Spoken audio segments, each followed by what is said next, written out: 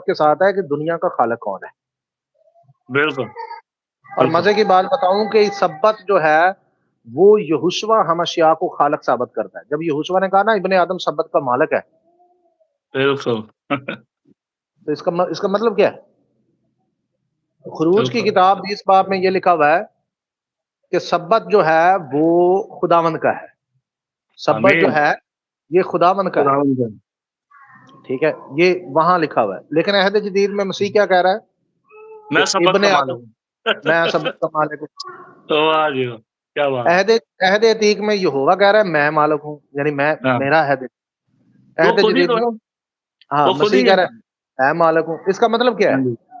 इसका मतलब ये हुआ कि सब्बत जो है ये साबित कर रहा है कि यहोशुआ यहोवा खुद है।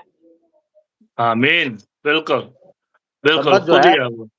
वो अगर मालिक है तो इसका मतलब है कि यहोवा खुद है वो, खुद है, क्योंकि वो अपने बिल्कुल, आप को मालिक कह रहा है। तो बिल्कुल। सब्बत तोड़ना